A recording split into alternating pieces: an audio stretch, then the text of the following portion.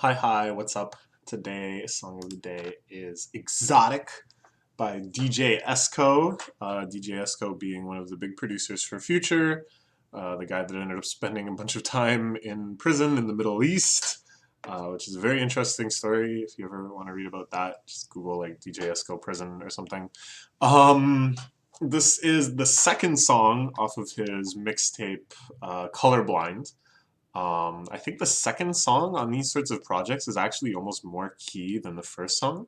It's like you get through the first song and you probably feel pretty good about it, you know, if you're enthusiastic about listening to the project in the first place, then one song isn't really gonna break that kind of optimism going in either way.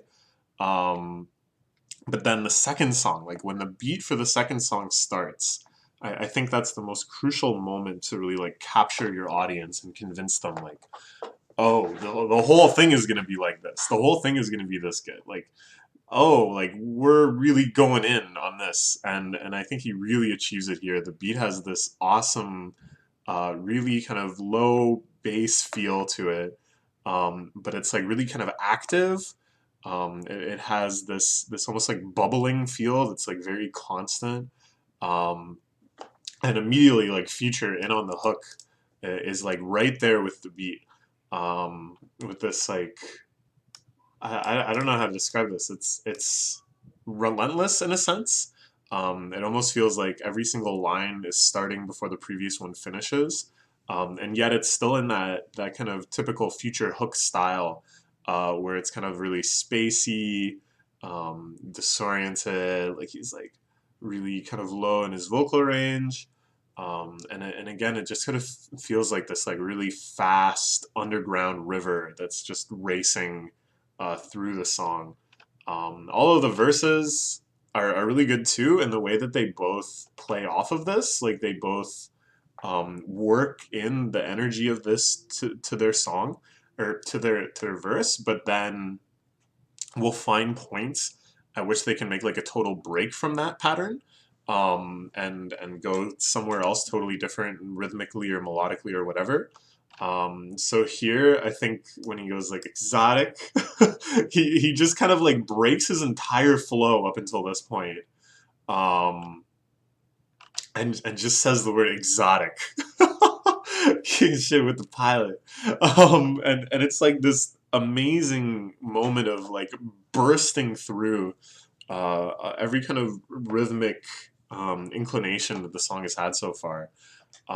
It's like almost dizzying in a sense, and yet I mean I shouldn't overstate it because at the same time it's very subtle and natural, and this is something I really like with trap in general is that they can give these like amazing creative performances, that have so many elements that are like totally unintuitive in terms of how they think it's going to work with the rest of the song, and yet it comes across as like natural, like just sort of an element of their personality, such that it isn't like a genius musical idea for him to make that break and say exotic.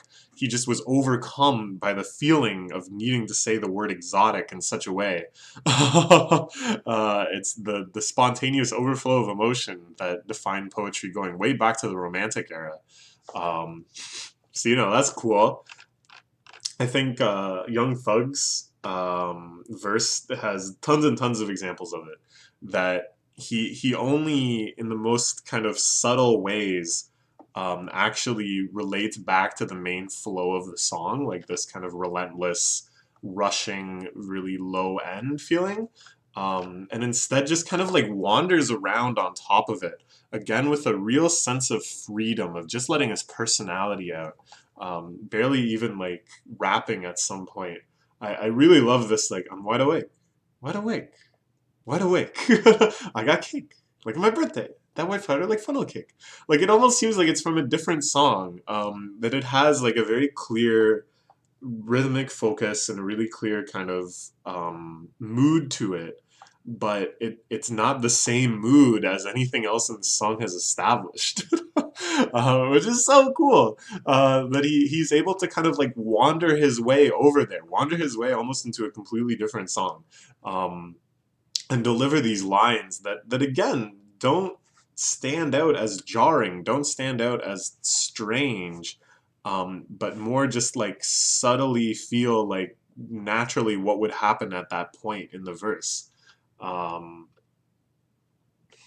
in the even the first line too, just the way that he like desynchronizes himself from everything that's happening up until that point with this like very kind of freely delivered line.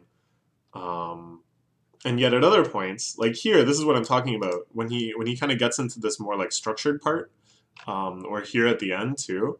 It's like relating back to the original sort of rhythmic intent of the song, but in this very kind of abstracted roundabout way.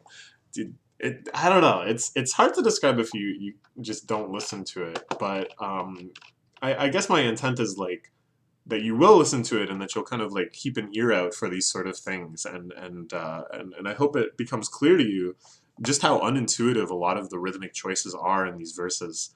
Um, and I think that's something really cool about DJ ESCO as a producer, and something that's made him so innovative in kind of defining this new era of trap, and really bringing Future to prominence. I guess it's not really the new era of trap anymore. It was like the new era of trap when he did it, of course, but trap evolves so quickly as a genre, that he has such an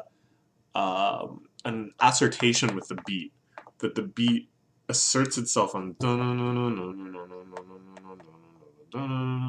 like it's like a really clear point at which you can melodically focus, and rhythmically focus, but it's set up in a way that I think really he knows that they're gonna go off the script like this. He knows that when you have people like Young Thug and Rich the Kid, that they're not going to do the obvious option, the first option. And I feel like the beat anticipates that. And with its sort of minimalism, with the things it doesn't do, like the kind of territories that it doesn't encroach on, it leaves that space for them. And it really allows you for something pretty genius, I think. Just when you hear how Thugger go, I'm wide awake, wide awake, wide awake. I got cake. Like it's my birthday. That way powder like funnel cake. And you're like, what? How does this make any sense with anything else I've heard so far? And yet it really does. Like you're astonished at how good it sounds. At least to me. I don't know. Maybe you'll hate it, but I loved it. All right, that's every song of the day.